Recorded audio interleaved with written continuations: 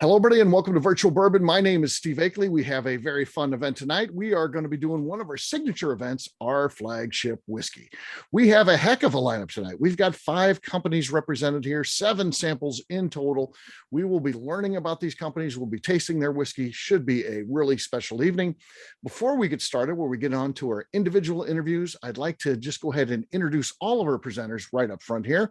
This will be the order that we go. So don't forget, we had a situation where one of our presenters last week had to move over to this week. So we've put him right in the middle based on the proof. We kind of try to work with the proof and put it in the appropriate place. So he will be right in the middle. And again, this will be the order that I introduce him. There'll be order that we'll be going with the session itself. So first up is going to be Rob Rubens. He is the founder and the distiller out at R6 Distillery in El Segundo, California. Hey, Rob, how's it going, man? Hey, great, Steve. How you doing? Doing good. Absolutely. Rob was recently on the Bourbon Daily. So if you want to learn all about what he's got going on, please check that episode out. So looking forward to speaking to you. We'll introduce some other folks and I'll come back right to you. Okay, Rob? Likewise. Thanks. All right. Next up is going to be Damian Garcia. He is the director of sales and marketing for Union Horse Distilling Company in Lenexa, Kansas. Hey, Damian, how you doing? I'm good. Steve, how you doing? Doing good. Can't wait to learn a little bit more about what you guys got going on and taste some of this whiskey that you got for us tonight. So it should be fun. Yeah, definitely. We're very excited. So absolutely. Talk to you in just a few minutes. All right. Next up is Rich Anders, the Washington Distilling Company out of Washington, Missouri. Not too far outside of St. Louis. If you're not familiar with the area, it's on this side of the state. And he is the founder of that company. Hey, Rich, how you doing? Doing good, Steve. How are you? Doing good as well. Look forward to learn a little bit more about what you got going on. Okay. Thanks for having me on. I appreciate it. Absolutely. Been seeing your stuff around town and can't wait to learn some more about it and taste some whiskey with you. So that'll be good. That's good. Yeah. Absolutely. All right. Next up is Mackenzie Reagan. She is with Leiper's Fork Distillery out of Franklin, Tennessee. She is their brand development manager. Hey, Mackenzie, how are you? Hey, I'm good. How are you? Doing good. And again, see your stuff everywhere. So it's one of those that just pops up. You know, it's amazing in this business, the ones that kind of, just take hold. And you guys seem to be doing a good job of getting your product out there and look forward to kind of learning the story and what you got going on. Okay. Well, thank you. We appreciate it. Absolutely. Talk to you very soon. And of course, Tripp Stimson, I don't know what to say about this guy. He is the chief of distillery operations and the chief whiskey scientist for Stellum Spirits, which of course is a division of Barrel Craft Spirits. He does all the blending for those companies. They're out of Louisville, Kentucky. And they are doing some really amazing things. Of course, can't say enough good things about Seagrass, one of my all-time favorite whiskey. So, and we're going to be trying Stellum, which again, nice value product, great extension of what they're doing. So look forward to tasting both of these. Hey, Tripp, how are you? I'm great, Steve. Thanks for having me out tonight. Looking forward to a great evening with everyone. Yeah, absolutely. So with that, we're going to go ahead and get things started. We're going to go back around the horn here. We're going to go all the way up to Rob Rubens. Again, he is the founder and the distiller for R6 Distillery out of El Segundo, California. Hey, Rob, tell us a little bit about R6 Distillery, how and when you got started. Hey, Steve. Yeah, sure. Thanks again for having me on the show.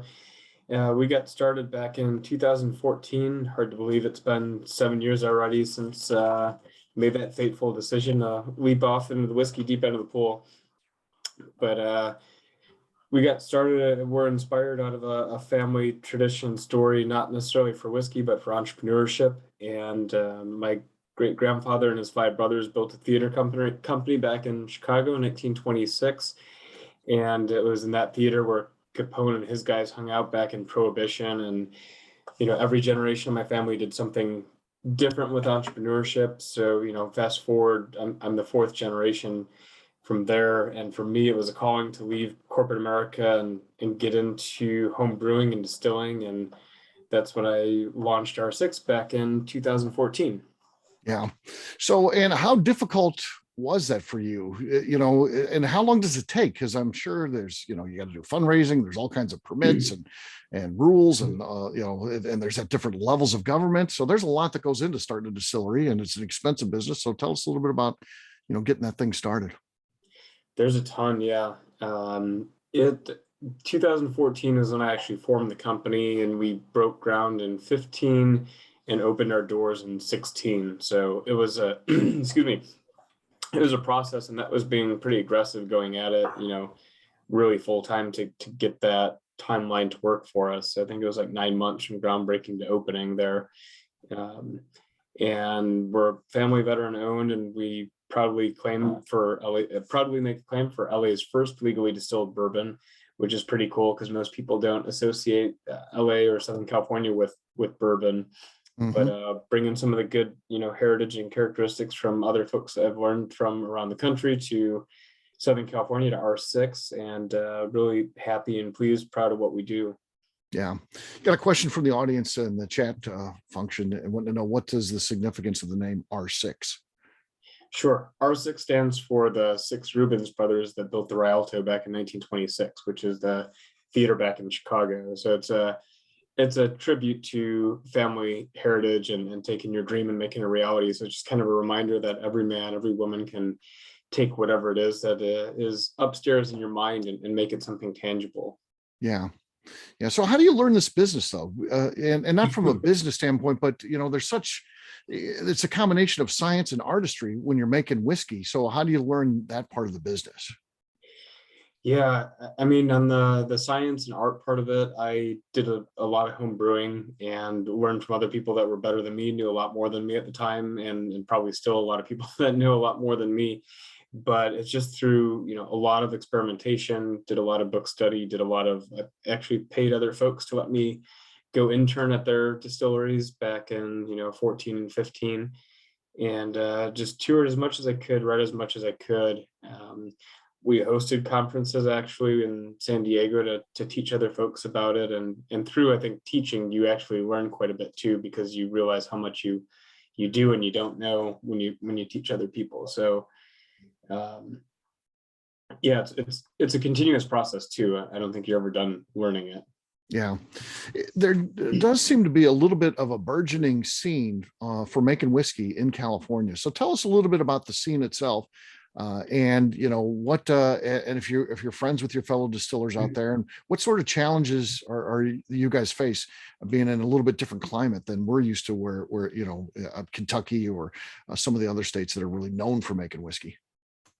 Yeah, I think early on, a lot of the sentiment is kind of every man for himself. At least we saw that in the brewing industry. And when I launched this back in 14, we saw a lot of the brewers had already come together at that time. And San Diego had this really tight, close pocket. And LA was starting to get that, but San Diego was really ahead of the pendulum compared to Los Angeles. So I really quickly gravitated toward folks down in San Diego because it was the closest big city where this movement was happening, and formed friendships and alliances with them, because once one distillery comes in, it's a lot easier for the government to accept and understand locally what this is. It's not like a fireworks factory or something that's going to blow up the town or get everybody drunk and send them to hell kind of thing. So it really is a teaching process from us to the government on a local level, kind of the micro level. And I saw that up in LA County when we were going through it. It was a big teaching experience from us to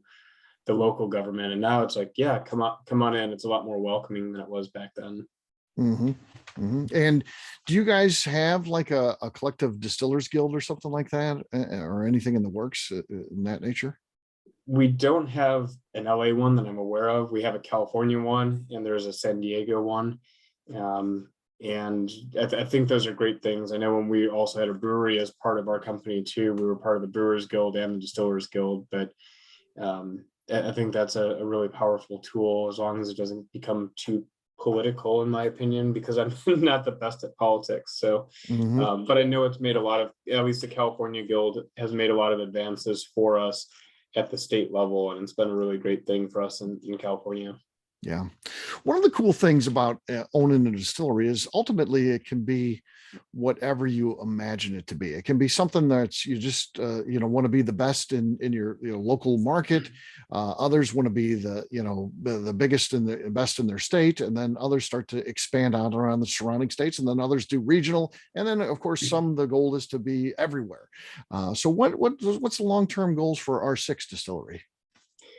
Yeah, that's the $1 million question, right? I think for us, for me, the vision was always to take this to be bigger than a backyard or a regional distillery, but I don't think there's any right or wrong way to take the business, because I enjoy going to visit and see and tour and experience all the different ones. I think that's what makes it fun and unique. But as far as R6 goes, really the vision is to grow it organically and deliberately, so we don't overextend ourselves and run out of product in our backyard. And just be very deliberate about the whole thing, and grow and continue to maintain the quality, continue to maintain the experience, and what consumers really expect from us when they pick up a bottle of R6. Absolutely. So what you've got for us tonight, again, it's called our flagship whiskey. So this would be your signature whiskey. You've got a straight bourbon whiskey here. Tell us about what we're going to be experiencing as we get ready to taste this stuff. Sure. This one is what I like to call our gateway whiskey or gateway bourbon. Okay. It is our flagship. It's a high rye whiskey, so it's got a little bit of nuance or character to it, but it is also a very easy drinker, sipper. And this one is a 75% corn, 21% rye, 4% malted barley whiskey, aged in New American charred oak and bottled at 86 proof. So you're going to get some, your traditional caramel, vanilla, oak notes on the nose. You're also going to get a little bit of citrus from the rye.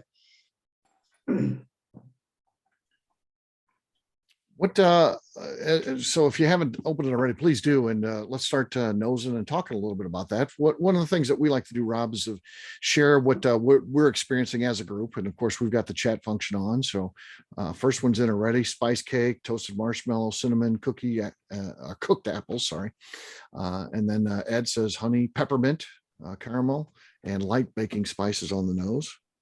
Tangerine, baking spices, cinnamon. I'm liking what's going on here. That's always a good indicator when you start seeing a lot of diverse nosing notes and things like that. Those layers that you're getting: orange, citrus, spice cake. Yeah, I love it, and I think the power of suggestion is extremely powerful too. You start seeing some of these things come through, and honeysuckle and baked apple and things like that too. Then it's like, oh yeah, I do actually get that. So the olfactory is picking up more than you can articulate sometimes, and then you hear somebody else say it or see it, and it's like, yeah, that's in there. Sometimes, like you said, it's literally like, oh, wait a minute, yeah, that's in there. Other times your brain is searching for what it is, and then someone will say the exact thing that you were trying to put into words. And those are the great moments on these type of events, I think, is when someone hits it for you. Yeah, that's why I love doing the shared thing. So you got honeysuckle, kettle corn, cinnamon, orange out there. So all sounds pretty good. Let's first one of the night. Cheers, gang. Let's taste this thing. See what we got here. Cheers, all. Woohoo! That's good, buddy. I like that. Kind of a little bit of apple juice in there, really, and you definitely get caramel notes, a little bit of oak. It's kind of very, very good. Very good. Nice finish too. I mean, yeah, it's drinks up in proof, I think. So that's good. Drinks above it. Yeah. Proof point. There you go. Patrick's saying the same thing I just did. Yeah.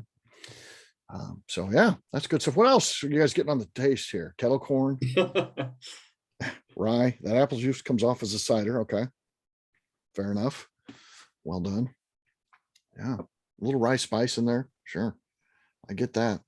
I've never actually heard so much on the apple talk until this afternoon, this evening, but I get it too. So again, that's I think that's why these things are fun.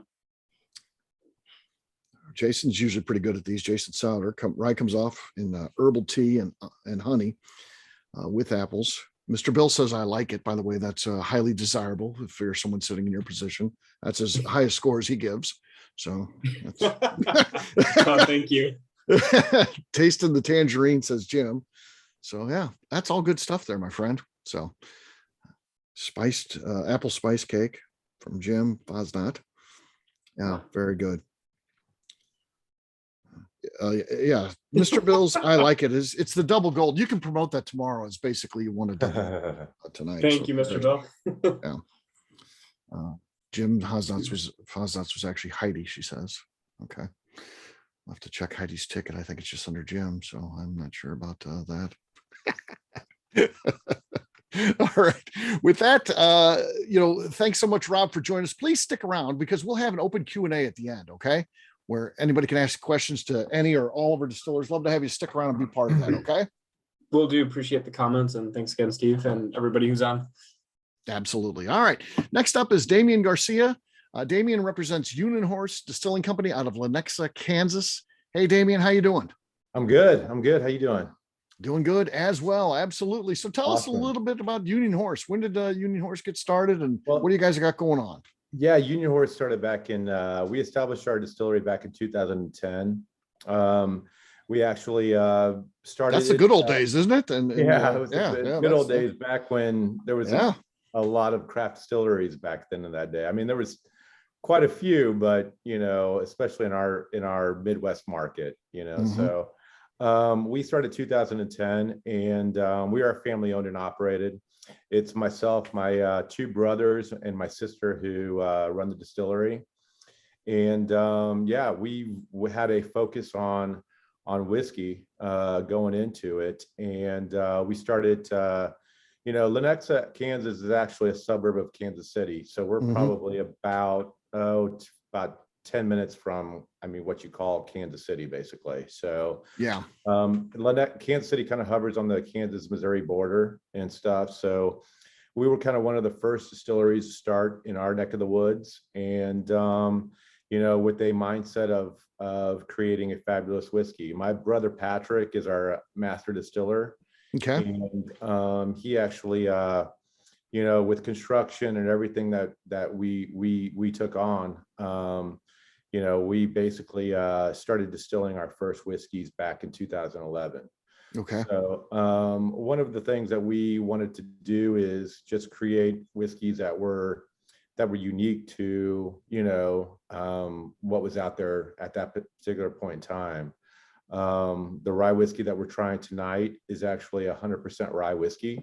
Oh, wow. So it's actually, there is no malted barley that is in play with this whiskey. Mhm. When we started, like I said, we wanted to kind of do some things that were different. And we did with the tutelage of Dave Pickrell from Maker's Mark, and then also with Whistle Pig. He became our consultant, and we were like his first, we were like his, I think we were like his third distillery that he started working with at that point in time. And He ended up doing like over 100, I believe. So yeah. Oh yeah. So he did a lot. He did a lot. So I mean, when we called him up and everything, and with the idea of starting this distillery, I mean, he was just an explosion full of just ideas and everything else, and what we wanted to do and how we wanted to do it and stuff. And Lenexa, the building that we actually went into, we had close to 25,000 square feet is what we have now. So, with the equipment and stuff like that, we try to keep everything as local as possible.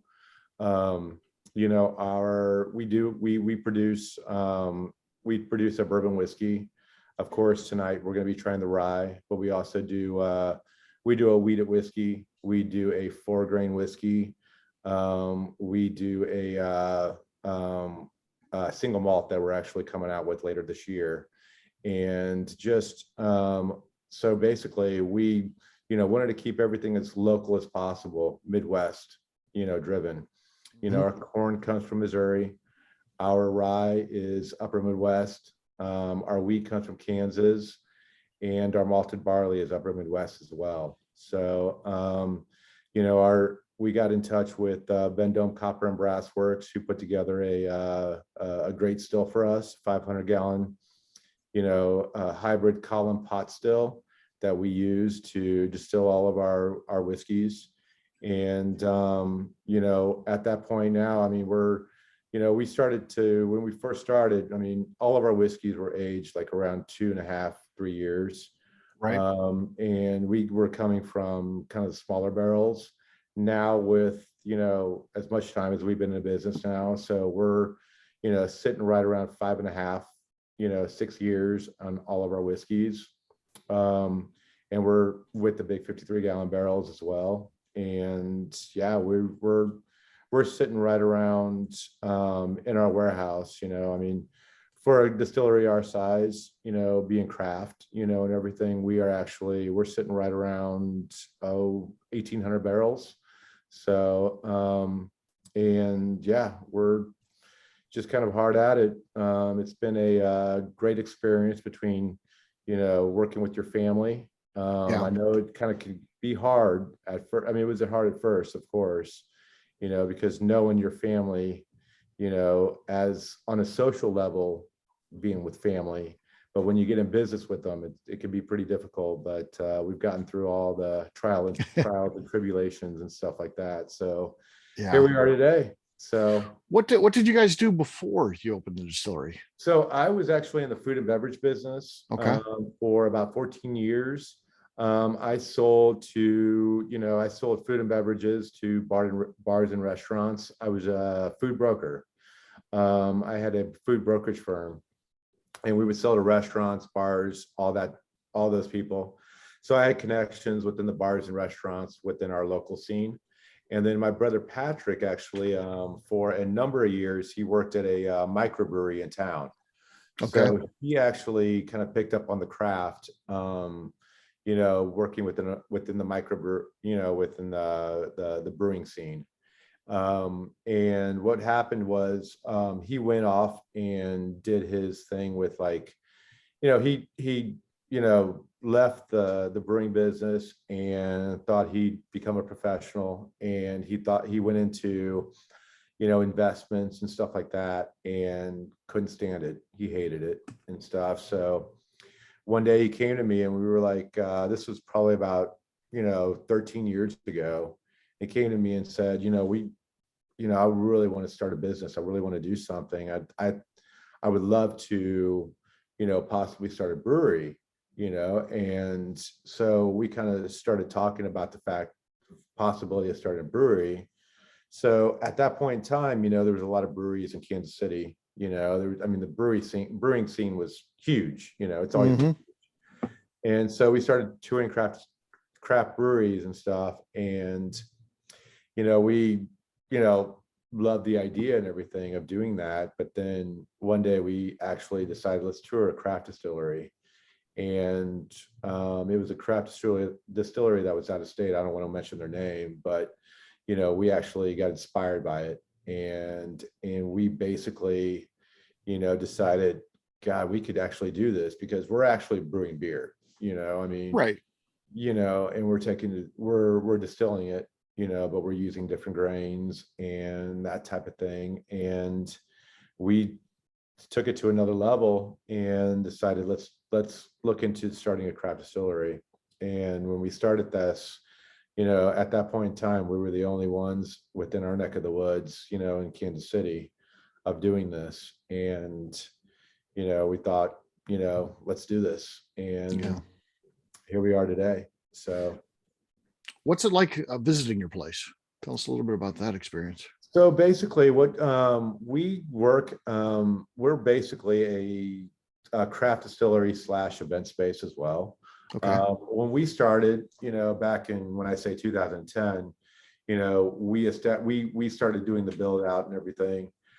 2011 is when, you know, we really started distilling and doing, you know, making our whiskey. So at that point in time, we needed a source of income. So we started an event space outside of the distillery. That's within the distillery, but it's outside, where it's full view of productions and everything.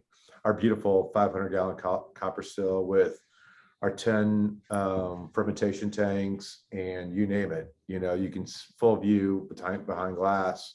Yeah. So we started the event space, and basically when you walk in, it's full event space, couches, seats, everything is all set up. And then we have a full production full view of production with a bar in the back.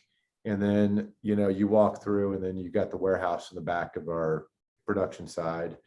And since that point, I mean, we've continuously grown, you know, like, you know, with just adding new barrel racking in. I mean, you name it. I mean, we've added new barrel racking. We've actually have a separate warehouse where we're warehousing whiskey too and stuff. So, but yeah, it's kind of a full immersive experience that we have.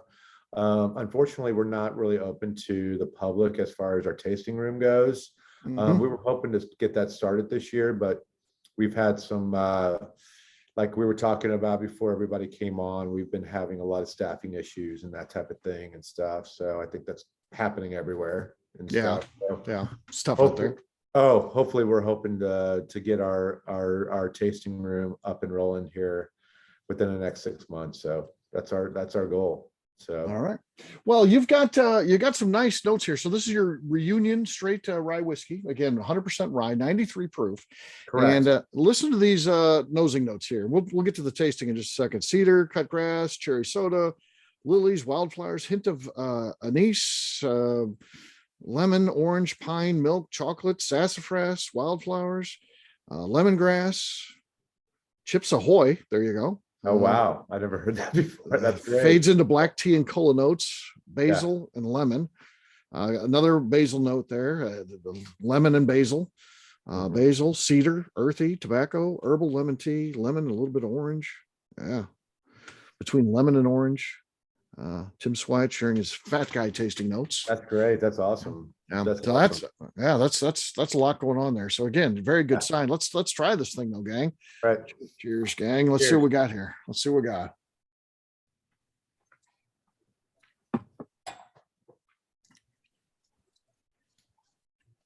Yeah, it's every bit as complex as what everybody was saying there on those nosing notes. It's a lot going on there. Yeah. You So get a that's the little- thing, and that's the thing that we wanted to do with being 100% rye. I mean, for the distillers here, you know, within this community that we're, you know, that I mean, even on this call here, you know, rye is a very it's a very tricky grain to work with, you know, especially within production.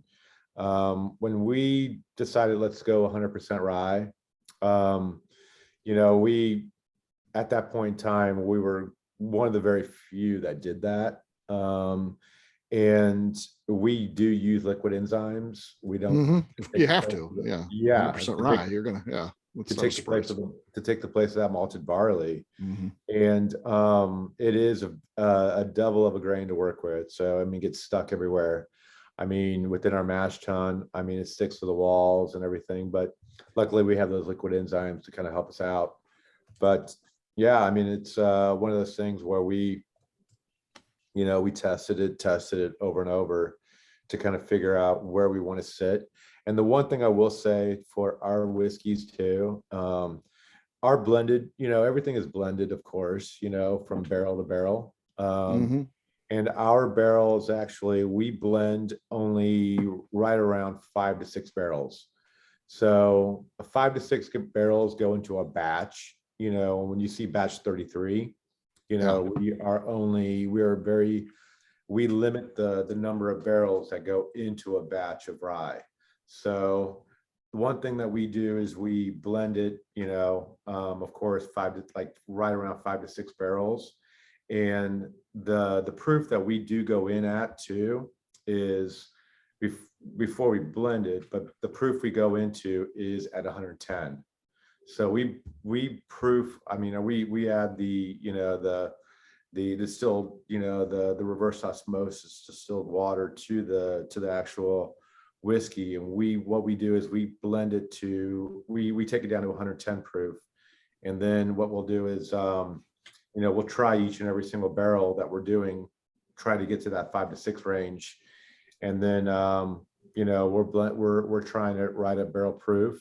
And then what we'll do is we'll take it down, you know, once we pick out the winners, and then we'll take our barrels and then we'll blend it to, you know, what we want right at barrel proof, and then try it. And then we'll take it down to 93 and see how it tastes from there and stuff. Nice. So, yeah. You're getting a lot of good notes here. Cherry bomb, eucalyptus notes come through.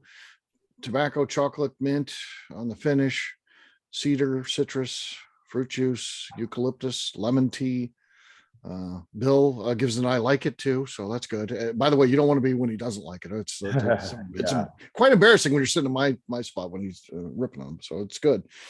Grandma Sun tea, bitter, dark, citrus, herbs linger on the tongue, bit of tobacco, sweet, very good. Awesome. Good, great whiskey there, my friend. So really appreciate you coming out and being part of this. And please do stick around. We'll have that Q&A at the end, and we'll have the folks ask us some stuff. Okay. All right. Sounds good. Thank you so much. All Appreciate right, it. thank you. All right. Next up, out of Washington, Missouri, the Washington Distilling Company, Rich Anders. Hey, Rich, how you doing, man? I'm good. How are you doing? I'm doing good as well. Tell us a little bit about what you got going on. Started in Colorado, and was working with a distillery there, and then went and opened my own in Elizabeth, Colorado, Okay. and couldn't get shipment and was having some, just was tough logistically for a number of reasons.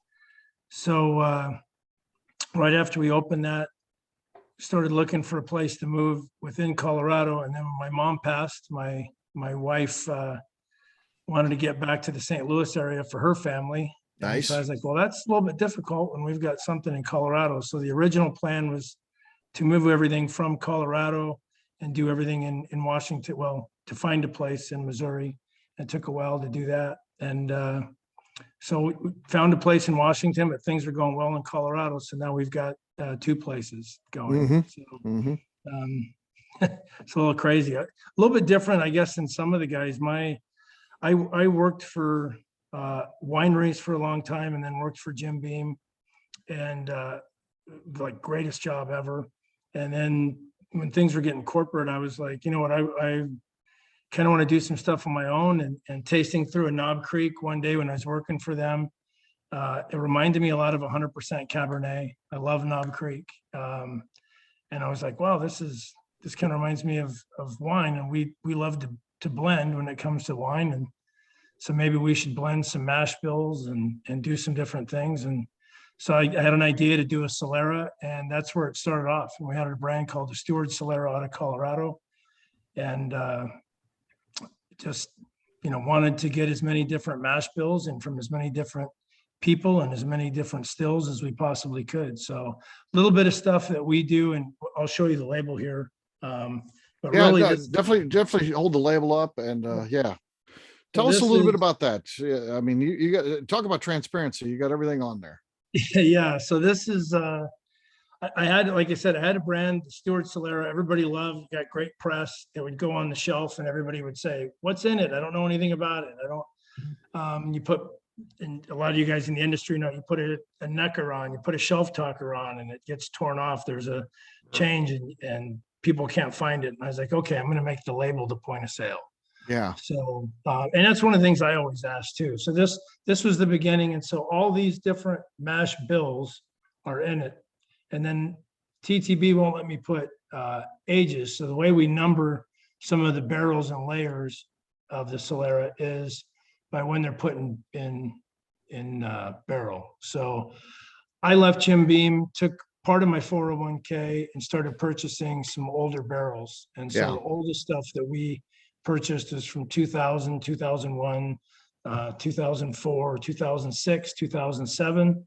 I'd love to tell you, and quietly I do tell people, but to not get sued, I won't tell you, but those are obviously, we didn't do those. Those are our purchase barrels. They are from some pretty big names. And I thought they were fantastic products. A little bit different mash bills, but they all work really well together. All rye bourbons. And then to that, we, added some things like some Olathe sweet corn bourbon, some Bloody Butcher corn bourbon. So you get a little bit, I don't want to tell you what you'll taste, but so a little bit of softness with the Olathe sweet corn and sweetness, and that Bloody Butcher gives a little bit of the spice, and then just keep adding, and hopefully soon we'll have some white corn. Not hopefully, there's some stuff that's coming around. We'll be adding some white corn bourbon to this as well. And then we continue to add things, and as we find somebody who's doing something unique and fun, we add to it. We put on the back, all the different states it's distilled in. So right now it's 4, Colorado, Indiana, Illinois, and Tennessee. most of that Indiana was some old stuff that had Seagram's plastered across it on the barrel. Yeah. So we could look up. So it was just something, I wanted to have something that was very full on the palate. We do it at 100 proof. Wanted to make sure that it was big enough for folks that wanted enough alcohol. If as you add water to it, if you guys have any water, it is something that will open up, and some of the things that are at the forefront will go to the back, and some of the flavors you have that are just nuanced will start to come forward a little bit. So Yeah. Once again, we're killing it on the notes here. This is a great group we got tonight. They're giving you a bunch of stuff here. So peanut butter and caramel, I said, and then the dust on your hands after cracking roasted peanuts again, buttery wheat bread, pipe tobacco, peanuts, Captain Crunch, cinnamon apple. So Captain Crunch and Apple Jacks, I guess. Definitely get the peanuts, peanut butter too. Payday candy bar is good. Yeah, I like that. Cherry.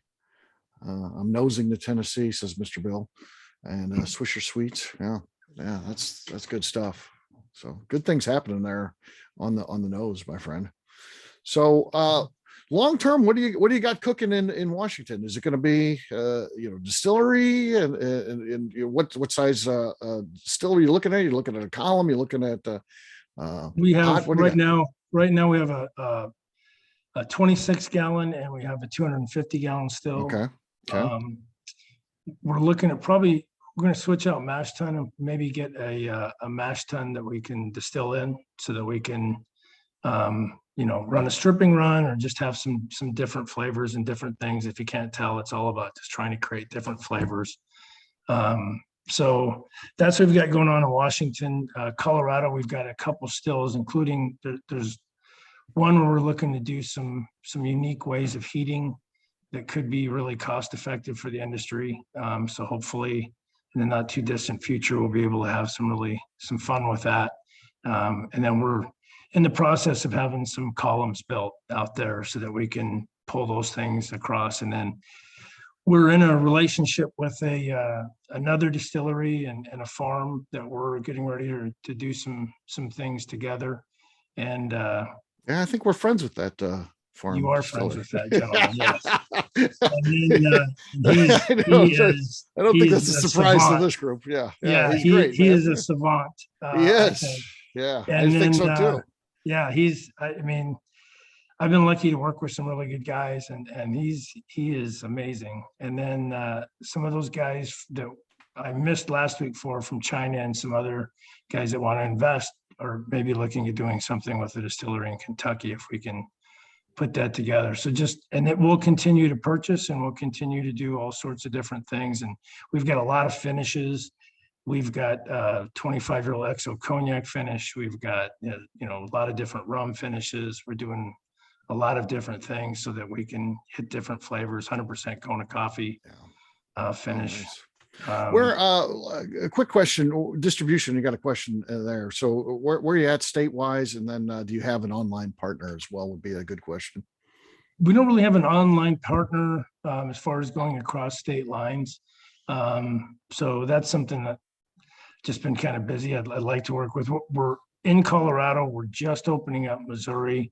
Okay. We're just opening up Kansas. I got to have actually some of the Union rye. Good job. I had some of that at rye up in a bar out there in Lenexa, and it was really good. Oh, cool. And then New York and Texas are both wanting to bring some on too. So we're starting to get allocated with some of the things that we're doing, but we're also doing some some more inexpensive stuff with some of the things that we lay down early and just cutting margin on. So all right, well, let's give this a taste if you haven't done so already, gang. So let's see what we got here.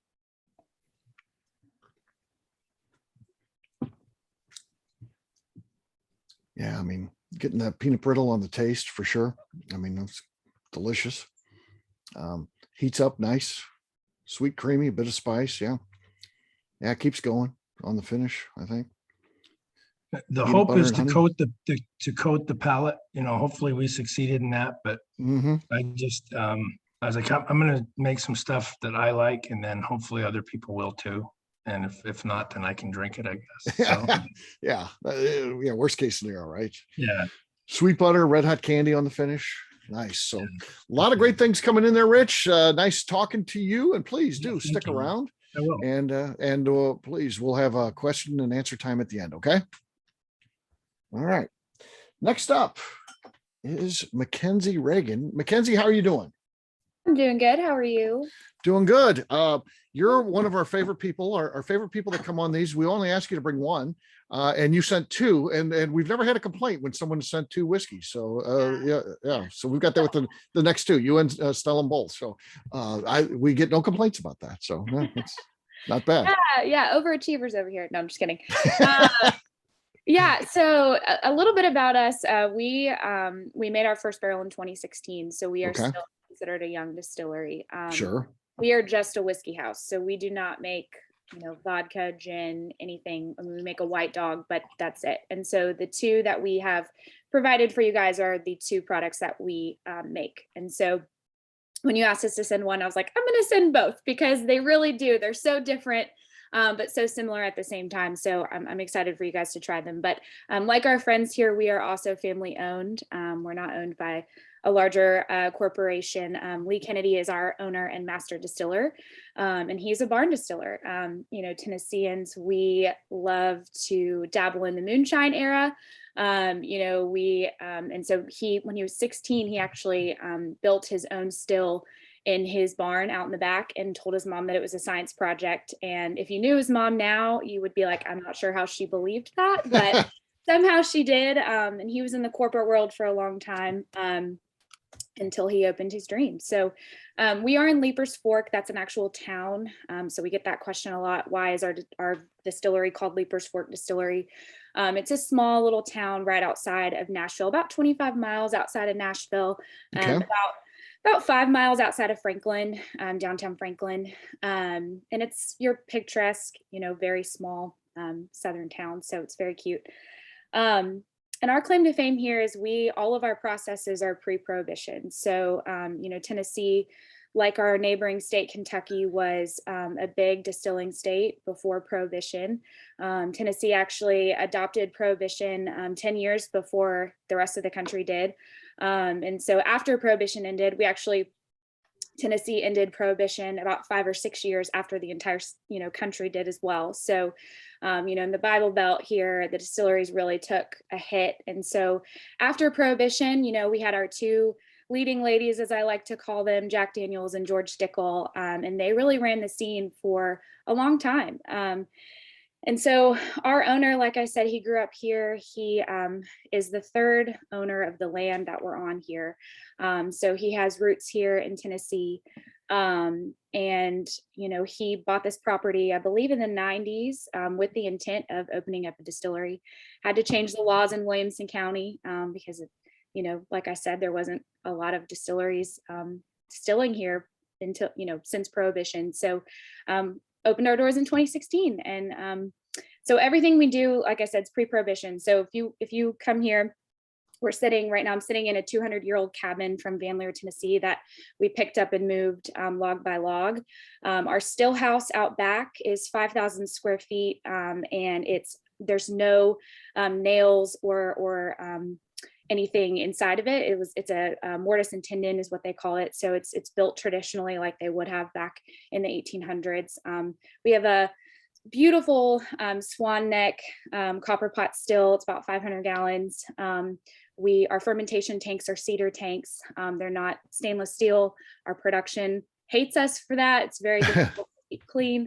But again, we're just very traditional, and we do everything, ourselves from what we call grain to glass. It's not just a marketing term for us. So, so yeah.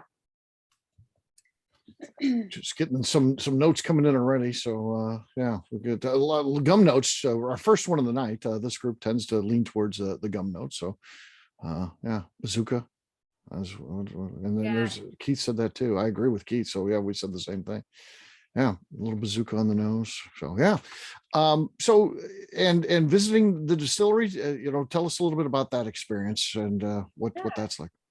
Yeah, we actually, if you ask Lee, he wasn't going to open a storefront or he wasn't going to open a tasting room. He did originally just want to be a distribution-based brand. Nashville, if you're not familiar, has grown substantially Crazy. in the past 3 years, let alone the past 5 years. And as somebody who grew up here, it's insane. But so because of that, tourism has really picked up in Nashville. And so people are willing to kind of travel outside of the Nashville bubble. And so we had our tasting room open back in 2016 when we first opened.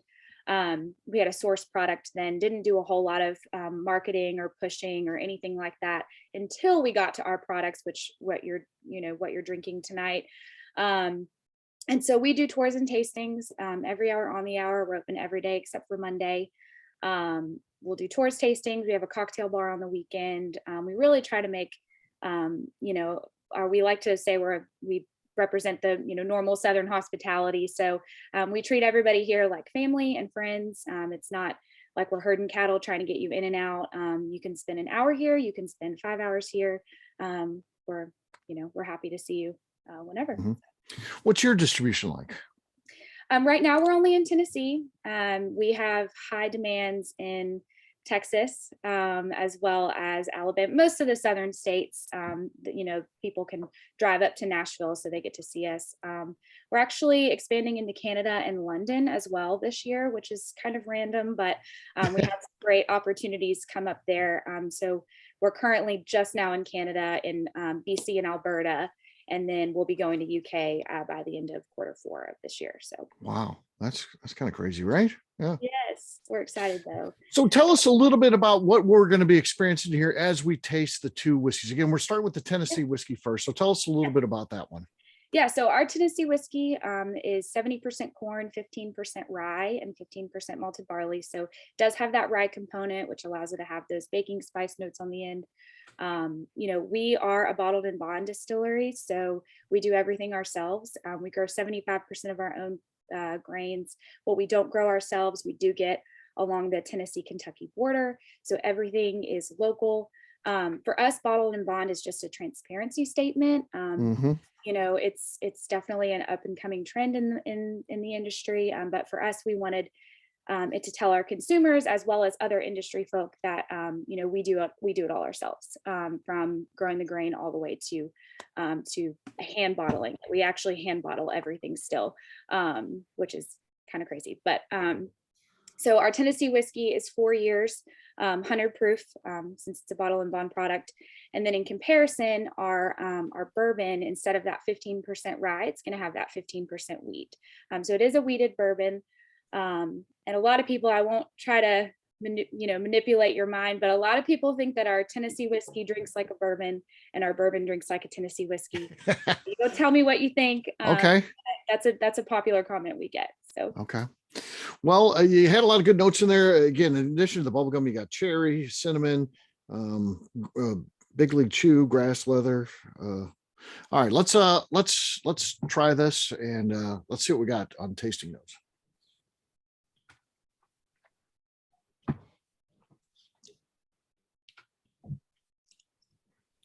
Yeah, I mean, it's quite good. I mean, it's got you're talking a little bit on the oak, and then some cherry for me on the taste. Sweet and a little bit spicy too. Get a little bit of that spice in there. So yeah, very nice. Fireball, cinnamon, sorghum on the finish. Cinnamon, yeah, it heats up really nicely. Fireball again.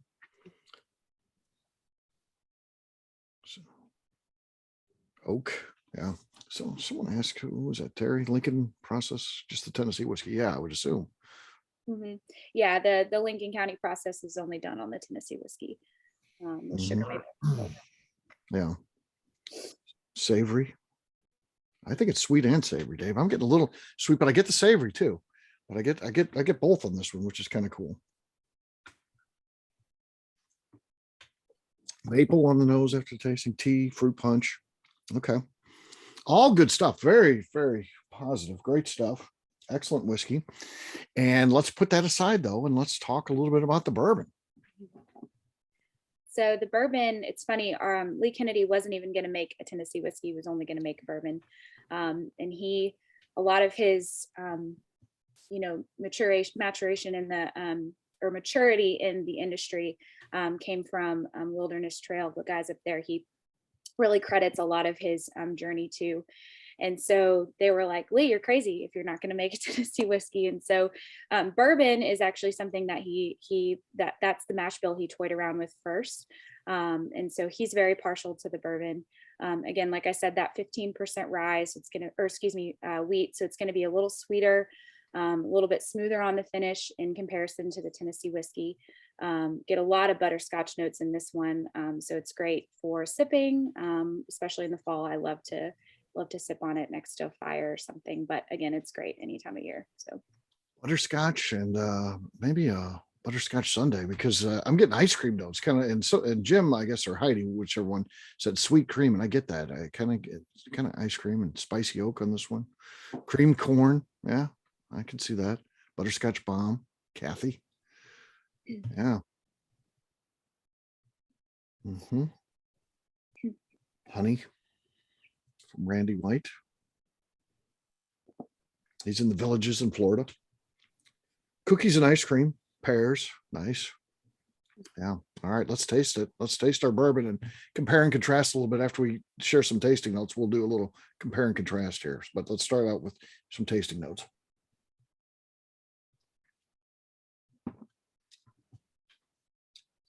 Butterscotch and cookie dough, butterscotch, yeah. Toasted wood, bunny tracks. that's a new one. back to the ice cream note there. Bourbon is sweet and savory as well from Tony. Yeah, it is sweet up front and then kind of spicy a little bit on the back. What are bunny tracks? That's a ice cream. It's not a brand. It's just it's got chocolate in there, and throughout. I don't know. Keith is super fit, so I could see why you wouldn't know that. So you got Jim saying that versus Keith. That's two opposite ends of the spectrum. Definitely buttered caramel corn. Jim and I know what Bunny Tracks ice cream is. Barbecue lays and buttercream icing. Okay, McNeil. Now that's just over the top. Sweet tea, toast. Yeah.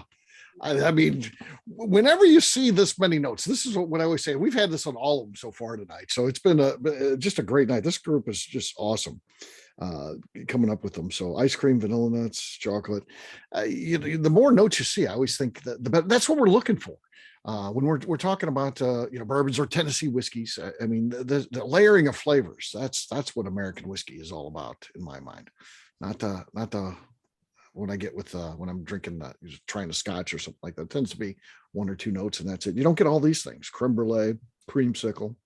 Yeah. Amazing stuff. All right, let's have some fun, gang. Still just via the chat function here. Compare and contrast Tennessee whiskey. That's our first one we tried. Bourbon was the second one. What do you guys like better? Put that in the chat and we'll just get a quick little tally here as we see those buzz by. I'm going to play along myself. So far we're split. Still split. Every other one. Bourbon, Tennessee. Bourbon, Tennessee. Bourbon. Bourbon. Next one should be Tennessee. Nope, there's two bourbons. Both. I'm putting my vote in. Bourbon. This is good. Mackenzie, you got to be liking this because it's it's split pretty nicely, isn't it? Yeah. We see that in the market, bourbon is about 15 to 20%. It sees higher sales than the Tennessee whiskey. So this chat kind of confirms that. Yeah, it kind of looks like that's where we're at too in terms of the numbers here. Yeah.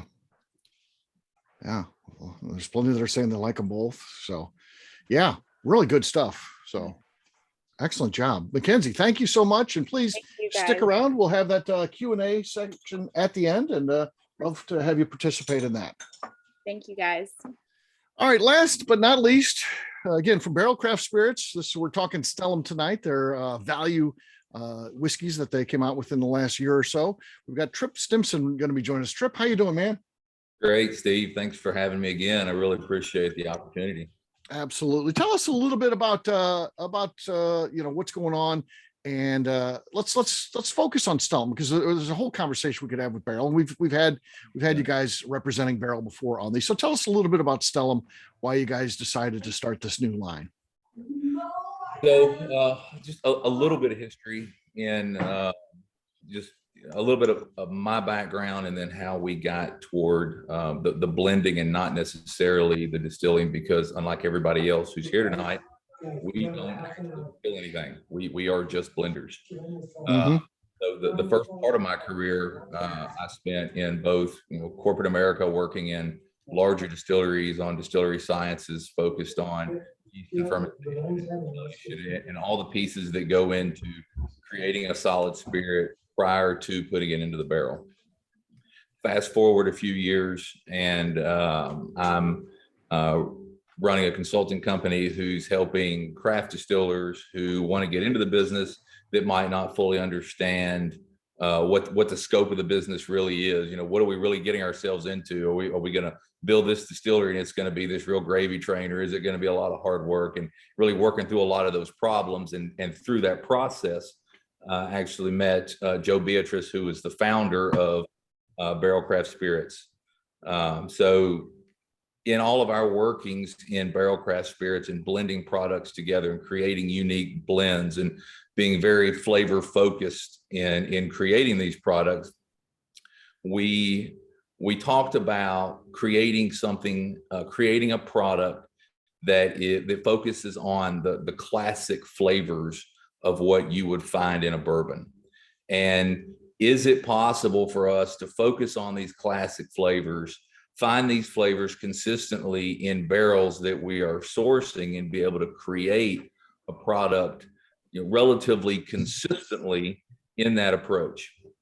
So what we're going to look at tonight is both a Stellam Bourbon and Stellam Rye. Both of these products are completely 100% sourced. Again, we don't distill anything, but we have earmarked a handful of flavor characteristics that we like in both a classic approach to bourbon and classic ryes, and then also rounded out what those flavors would be, so that they get a chance to really work together to create the complexity in these products. So, and the Stellum line was added, just like I said, as a value line under barrel. Was that kind of the goal with starting that? It really wasn't. It wasn't. The approach to Stellum was not necessarily a value line. It was more of a direct approach to deliberately creating something that is more approachable to people who might not love the big, bold flavors that we focus on with barrel. If you know anything about barrel, everything is about the bold complexities and being completely different than what you might traditionally find in a bourbon. Focus on Stellum, it's more about the nuances that when people think bourbon, what do we traditionally think about bourbon? We think about some of the vanillas that are in there, some of the barrel characteristics that we find in there. Either some traditional fruits that are in there, and focusing on how those nuances actually work together, so that somebody who might not traditionally try a bourbon or a rye whiskey is going to be willing to try these and be pleasantly surprised with what they get. Yeah. Tripp, give me a little bit of an idea here, because I'm always fascinated with someone who does your role, someone who's into the blending side of the business. Tell us a little bit about how that works. So you've got your base, and you're talking with what you're talking barrels. You've got your barrels. You're tasting those individually. Then how does it work from there? In your mind, are you then kind of in your mind, do you put together does your mind work where you can kind of put together a flavor profile that you're then searching for to try to build, or are you then just blending together that and ultimately trying to create the best thing you can, and then trying to better it until you end up with what you feel is the best possible version of those whiskeys together? It's pieces of both of that. Okay. Yeah. When I approach thinking about creating a product, I try not to put myself in a box and put a target out there and shoot for the target. Okay. What I like to look at is, what do I have available to me? What do we have in our inventory? What do I know I can get my hands on? And after doing this for so many years, you begin to understand what those barrels are going to bring to the table. So I have some idea of what I'm going to be getting. We all know that, barrel to barrel in the rick house, everything's going to be different. We all know about all the variation that's going to be there. So there is still some unknown when it comes to bringing those barrels in and beginning the blend. Mhm. But I take what I feel like I know based on the knowledge that I have from the barrels we're going to be using, and I begin to create that base. And the entire process of creating a base is sort of like creating a flavor matrix. And you start with a handful of barrels. You build a small base, and then walk through the process of filling in the gap, asking questions like, what's missing? What would go well with this?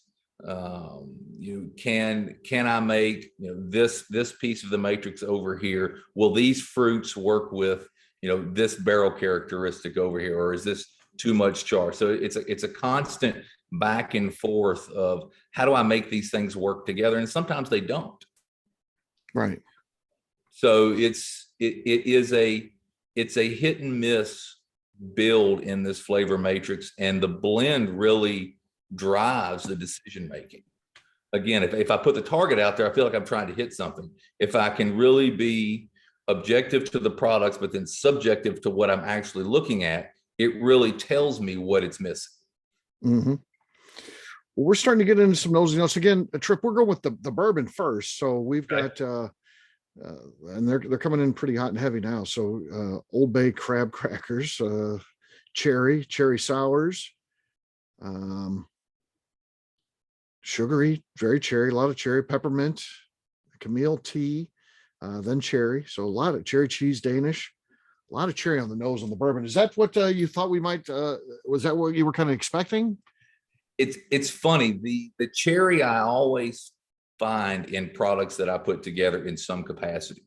Mm-hmm. The black cherry notes that are in bourbon, I really like, and I think really it's because growing up, I used to love the black cherry ice cream. Right. Mayfield made a fantastic black cherry ice cream, and I have loved black cherry ever since. So I think there's this subconscious affinity for that black cherry flavor, and it finds its way into all of these products that I put. Yeah. All right, let's taste this one. Again, taste our bourbon first, folks. Then we'll go to the rye.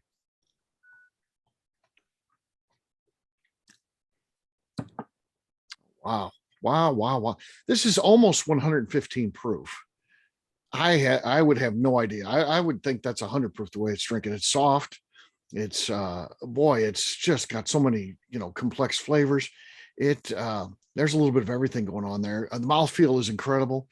We've got McNew on here. So McNew, what would you define this as real quick? You can open up your microphone.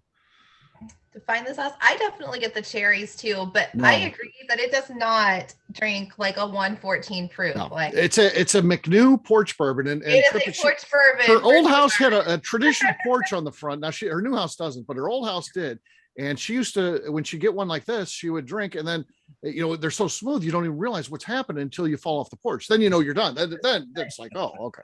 So yeah, I would classify this as a McNew chair. porch I would sit on like the railing and just like that's just a bad idea in general. That's dangerous. Yeah, that makes more sense now than ever. But yeah. Not good, McNew. No, you don't do that. So. Yeah, porch fall bourbon. Yes, I agree. Vanilla. Mr. Bill likes it with double exclamation points. Mm-hmm. Stone fruit, baking spice. Yes, my friend. Almond. Yeah. It's got a little a fruit taste in there too. That I guess the stone fruit, but you yeah, get apples on the finish. There's Mhm. a baked apple, almost a reduced apple.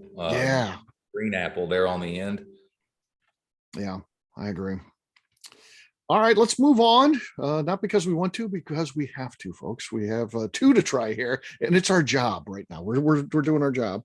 Let's talk about the rye. All right, what are you thinking on the nose on the rye? Kind of getting that cream cheese again. I mean, yeah, tough job, Mr. Bill. Green apple, yeah, that's definitely there. on the nose. What should we be expecting on the rye here? What can you tell us about your rye, Tripp? So traditionally, when I think about a rye, or when most people think about a rye, it's a spice bomb, right? It's this in your face spice, pepper, tobacco, and it's kind of there and then it's gone. And there's not a whole lot of complexity built into what we would call a traditional rye. So what we like to do is round out sort of a full flavored product. So you're going to get that tobacco in there and the spiciness and the pepper, but also you're going to find the fruit. And there's traditionally not a whole lot of fruit in rye, but you're going to get that apple. The baked apple that's in there. There's a little bit of mint in there. If you look, it's actually on the front and it's in the back part of the finish. If you look for it. So you lead in with that traditional spice, a little bit of mint, you get the fruit in the middle, and then you're going to get that that minty, almost minty chocolate finish on the end as it drags out. All right. Well, last one of the night. Let's try this rye if you haven't done so already. Let's give it a taste. I can see by the notes some people have already tried, but let's give it a try.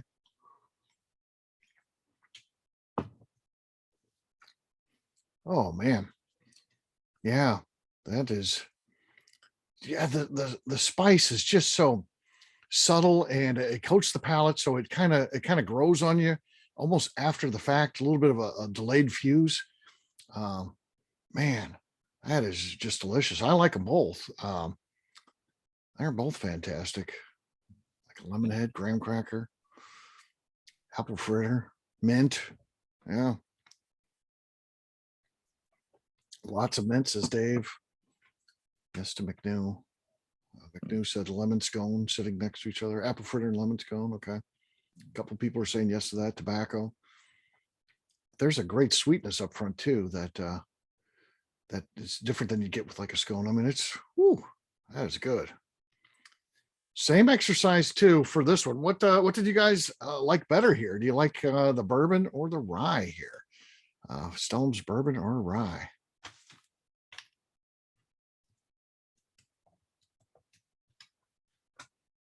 Bourbon. There's now we got some rye coming out. Here comes the rye group. Looks pretty split at this point. Tim Swine says rye, fight me. I love the finish. Rye, both are great. I can't disagree with that. And Patrick is willing to fight. That'd be a fun match. Definitely two different size guys there. Rye. Patrick admits he will lose. The bourbon out of the gate was the hot starter, but now we're getting all ryes coming in now. Yeah. Well, how about that? So, yeah, it looks like, again, nice job, though, in that votes for both and strong support for both. It looks like the rye probably edged out the bourbon a little bit. And but both great offerings and unbelievable whiskey here. And again, I can't believe either of these. This one's over 115 proof. It's over 116, 116.24. So really amazing whiskey. Drinks so easy and just great stuff. So Tripp, excellent work here. And thank you for bringing this to us. Really enjoy this. All right. With that, let's hear it for all of our guests tonight. So let's hear it for Rob, Damian, Rich, Mackenzie, and Tripp. Round of applause, folks. And again, as always, we like to remain on point. I stick around after the event ends, and our guests can stick around if they want to, but we only ask that they give us 90 minutes. And if they want to stick around, they can, but they don't have to. But that means we've got about 18 minutes for questions. So let's leave it open. You can open up your mics, or you can ask it in the chat, and I'll ask it for you. But feel free to ask an individual or all of our guests tonight. What do you guys want to know? Tripp, where can we get this? Tripp. Okay. Question for Tripp. You guys have a pretty large distribution, don't you? Yeah, we're Stellum's not quite as big as Barrel. Right. We are. I'd have to get you specific. Where are you located? Missouri. St. Louis. Yeah. Okay. We're in. I don't know our distribution up there. Steve, I can send you where we are in St. Louis if that's helpful. I don't have the answers on all.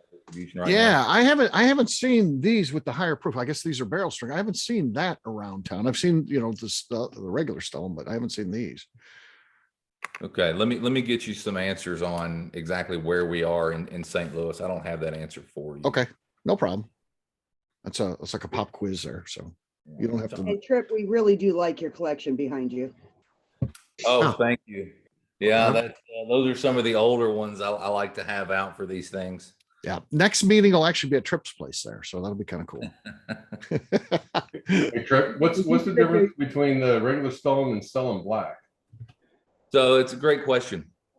Stellam Black sort of created itself out of this blending matrix that we use to create both the bourbon and the rye, in that there were so many individual nuances that didn't necessarily fit into the bourbon blue label or the green label rye, that we needed some place to put that, because we don't like to limit ourselves on the creativity side.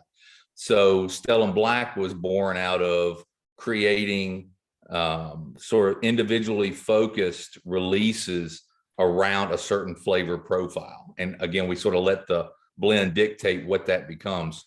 And there's going to be some really good stuff coming out in the Stellam Black range here in the very near future, actually. Oh, nice to hear. That's cool. So the rumor that it wasn't Megadeth playing to age the barrels is not accurate, correct? Instead of Metallica? That is not accurate, no. Okay. I just wanted to make sure. So I got, Steve, you don't mind, I got two questions. The first one for Damian, to get somebody else some FaceTime. Damian, so with the small operations like you have, to choose 100% rye, who lost the bet on the cleaning crew to clean out that still after every batch? Yeah, it's actually was a process. I tell you what, we actually had well, I will tell you, my brother Patrick and our other head distiller, he's been with us for, I mean, since we started. So I mean, it was a battle between those two most of the time. And a lot of times that we would have to get, just when you're like starting, you don't know, you're like experimenting, you're trying to do things and stuff like that. And a lot of times we did have a distillery assistant also that we hired on too, that was in charge of getting inside of it and actually cleaning the inside of it, cleaning the, the agitator and all that type of stuff that we had to do. So it was up to our distiller assistant was most of the time doing it. So Oh man, that does not sound like a fun gig it's there. not a fun job. Luckily, at my size, I don't ever get called for that. I wouldn't get tapped on the shoulder for that job. Oh so. my gosh, it was horrible. It was miserable. So, Yeah. That's awesome. Yeah. And then Mackenzie, you sound like you have a heck of a property to have a bourbon playground or a whiskey playground. Any expansion ideas of what you guys are doing down there with that property for a tourist destination or something like that?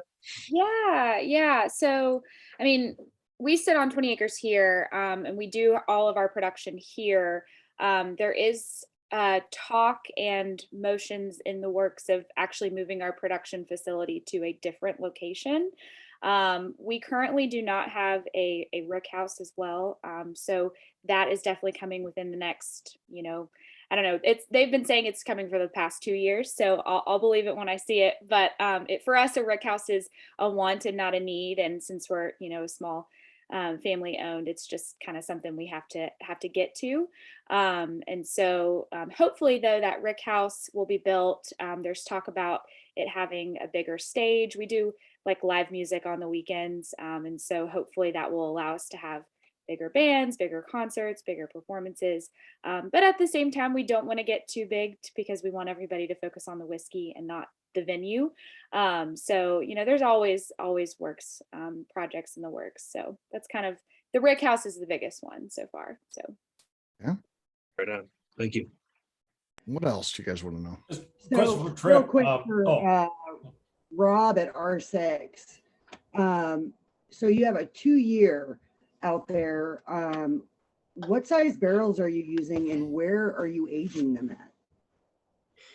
Sure. So we use kind of a bifurcated approach on the barrels. We do some stuff in 10 and 15 gallon barrels, but we're getting away from those due to the amount of loss that we've seen on the smaller barrels. So we're leaning more toward all 53 gallon barrels, and we're aging those in our El Segundo location, and then another location that is under in process for bonding. I'll just say that. Okay. All right. I mean, just the flavor profile that's coming out of those, it's just very unique and very different for a 2-year.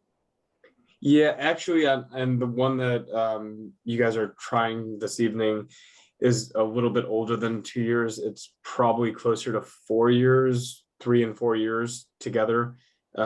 We do a blend of 4 barrels at a time when we do our bourbon, and 3 of them are a specific age and 1 of them is a different age. And so now that's getting toward the 3 to 4 year mark.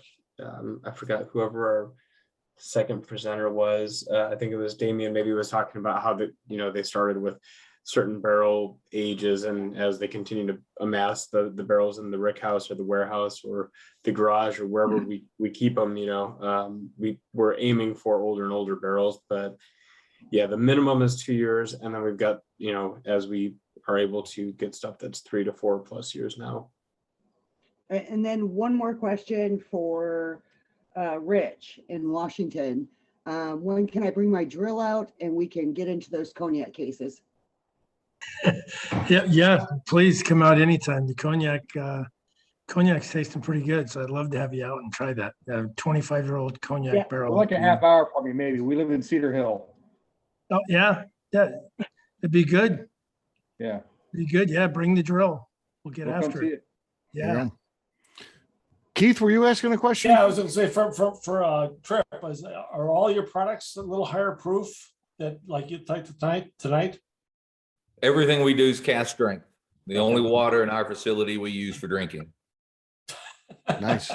Okay.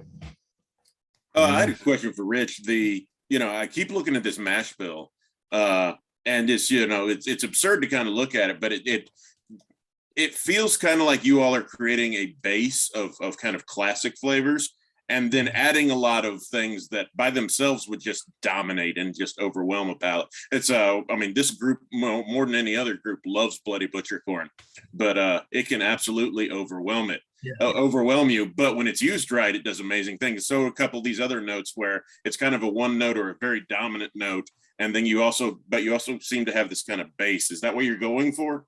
Yes. So when I left, the first thing I wanted to do was to have something that, like I said, that I like, and I loved real traditional bourbon. I just wanted to have a lot of different mash bills to start off with that was a base, and then all these flavors were just about things I liked, and it just really came down to tasting different things. So the Olathe sweet corn, really almost the younger the better on that. We had to wait till 2 years old on that so that we could be straight, but I thought it was better just after a year. It still had some young notes, but the Olathe sweet corn has this amazing honeysuckle. And so it still comes through, but I would have loved to have just put it in at 1 because we had all the older notes with it. So, but yes, Jason, that's a long way of just saying the whole thing was to have a base of real traditional and then just add some flavors to it. And I don't know if you guys got a chance to add any water to it, or I tell people this is one of the ones where if you don't get it exactly where you like it, I like small cubes with this because we call it a progressive cocktail. A bartender once told me, he said, you're making a progressive cocktail here. And I said, I like that. I'm going to use it. So, but that's just exactly what we're doing. Just trying to get notes. So yeah, thank you. Nice. Jim Barubi had a question. So not to exclude Tripp, but for our distillers that are with their barrel entry proof. I know somebody mentioned it tonight, but what is your prototypical barrel entry proof for your products? What are you looking to hit? And I'm kind of reaching out to the other 4 of you to kind of answer this. I know somebody mentioned it. If you share it, yeah. If it's proprietary, you don't have to share it, but if you do, feel free. I can go first. Our barrel entry is 110 at all, 110. all of our products. Okay, fair enough.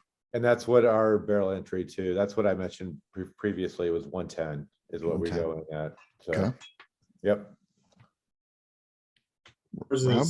Ours is similar to that as well. We've backed off from 125 down to anywhere from 100 to 110. Okay. So we purchase at 120 typically. And then things we work with, whether ourselves or partners, we try and be 110. Even we're starting to do a little bit at 100 And we're going to look at 100, trying to go wow. sub. We're going to look maybe even doing sub 100. We found a spot that's going to store some barrels for us. So some of the stuff we may do sub 100 and just see what that barrel proof comes out at. The hope is That's fun. soft, but still with all the flavors. Oh yeah, So, all the grain flavors. Yeah. And if you don't mind, a follow-up question is, why that proof? Because I know it's like originally it's like, the original barrel entry proof for bourbon was lower, and then it was increased to 125, and some places went up and some went down, and there's a big discussion about where you want to be in there, as far as like the higher the barrel entry proof, the more flavor you lose. And it's like, the aging process, it's like you really kind of need to age it out if you're at a higher proof to kind of get the flavor back from the wood. So I think you answered your own question. I think all of them are going to say flavor. Yeah, Totally, it's got to be flavor, totally. right? I mean, that's the one thing. It's all about flavor, exactly. And I mean, I think it's when we're entering in at 110, a lot of the flavor profile, a lot of the flavors for, the vanillas, the caramels, the butterscotches, all that stuff. I mean, going in at that lower proof, really, shines when you're went through the aging process. With us being 5.5 years, right around that particular point, 5.5, 6 years, we actually, we're encountering all sorts of different seasons, especially throughout the Midwest. We are, constantly, there's constant, fluctuation between the imparting of, the flavors going in and out of the whiskey. And, when we pull out whiskeys, I mean, we're sitting out probably when we pull out our whiskeys to try them out, I mean, we're right around 121, 123 proof. And, that's kind of our sweet spot that we're finding, that, that the flavors really, really shine. And, we actually, one of the stories that we had is actually, we just celebrated our 10-year with our bourbon this past 2021, back in December. We had a huge, party, get together. I wasn't invited. Bourbon. No, I'm sorry, Steve. I'm sorry. But we had our release of our 10-year, but we went in the barrel. We went into the barrel, and this was our first barrels this is our first whiskey that we went into the barrel at. And we went in at 125. And I'm telling you, I mean, it was very good. Our whiskey was so delicious that came out of it. It was our bourbon. And it was, I mean, when we pulled it out, it was right around 138, 139, right around there. And it was still flavorful. It was really good. But we, at that point in time, we were like, I mean, I can't wait to try the barrels at the 10-year going in at 110, because we just feel like it just has more flavor, and you're not, adding too much water to anything when we're proofing down to like where our 93 proof is and stuff like that. So, yeah. I've got a question for Tripp. Tripp, who gave us the gift that is seagrass? Because I drink a lot of whiskey, but I've drank no more whiskey than that one in the past year. So I love that stuff. So tell us a little bit about how that got started and who got that together. Seagrass has been a fun one to play with. We actually had the name for a while. Joe came up with the name, and we were trying to figure out how to create the product to fit in the bottle. And we go back and forth where it's sometimes we have the product and we're looking for the name, and sometimes we end up with the names. Like, what kind of product can we put together to actually fit in this packaging? So it took us probably a year or so to figure out what was going to actually go into that bottle, and the blend of the Canadian whiskey and how that works with the apricot brandy finish and the Martinique rum and the Madeira. And that was a huge blending undertaking to get to all of those finishes and those proportions. But it really does, when you when you take a sip of seagrass and think about the beach, it really makes you feel like you're sitting on the beach. And there's even a little bit of salinity in that product. It's just fascinating the way it all works together. Yeah. Well, can you please make a Stellum version of that so I can afford for it to be my daily drinker? Touche. There you go. There you I go. love it. I'm through what, I don't know, 3 or 4 bottles now, but you know, it'll be my We've daily. got the best pricing on that product in the world, though, in St. Louis. You can get it for $64 around here, so it's amazing. So, all come into St. Louis. You're going to be coming here anyway, right? To the ABV Barrel Shop. You're going to want to come here. So yeah, pick you up some seagrass while you're here. Time for one more question. That's going to be it. Though we got to cut it off. We stick to our time. Does anybody have the final question? Last word. All right. On that, we'll say thank you guys for all coming out again. One last round of applause for Rob Rubens, Damian Garcia, Rich Anders, Mackenzie Reagan, and Tripp Stimson. Thanks, guys. Great night. Say goodbye to our at-home audience. The people who are watching this on YouTube. But thanks to our distillers and our distillery representatives for joining us. Really appreciate it. Bye. And I'll stick around, talk whiskey, whatever you guys like. Take care, everybody. See ya. Bye. Thank you all. Thanks, everyone. Yes.